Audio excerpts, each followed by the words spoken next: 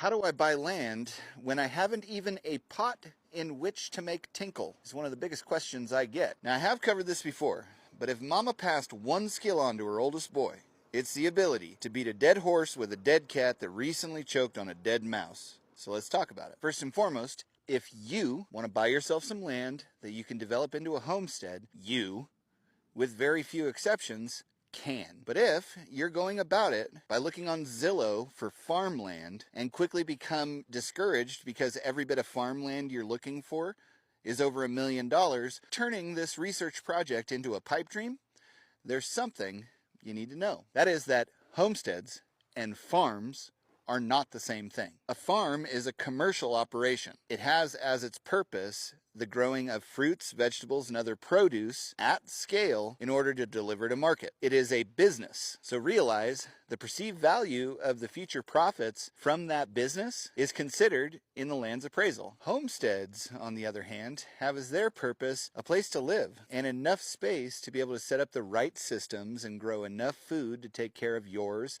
and your family's needs. When you realize that you can take almost any land and turn it into something that fits that description, an entire world of options that don't seem out of reach become available. If you want to be a farmer, search for farmland. But if you want to be a homesteader, search for raw, undeveloped, owner-financed land. You may be surprised what you find. We had never even heard the word homesteading before we started looking for a change. We were actually planning on moving back to Las Vegas from Southern California because it was cheaper and we hated how life was going there. When searching for houses, Carrie stumbled onto a site called Billyland.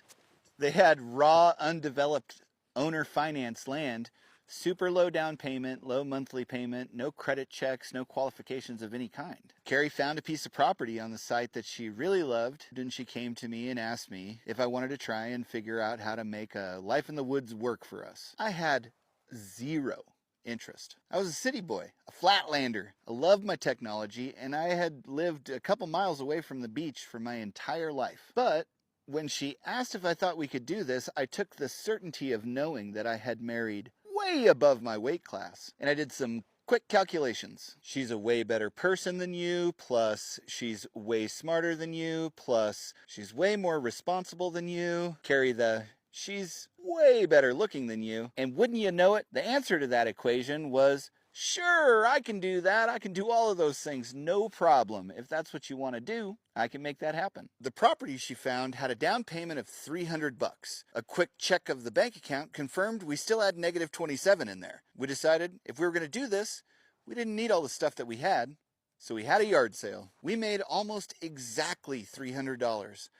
But because the bank account was still negative, we went to the store and bought a preloaded gift card. We went back to the Billyland site. We put down our $300. We got a call almost immediately, printed off and signed a bunch of paperwork. And the lady we were talking to, Crystalline, she's actually still there, by the way, congratulated us on being new landowners. We gave notice to our landlord, and over the next 3 weeks, we sold off basically everything we had. Our beat up cars, our clothes, furniture, TV, even my computer. We bought an old 22-foot travel trailer and a beat to hell 4x4 SUV with a tow package. We packed up the stuff that we had left, including our 2 kids at the time, and we split.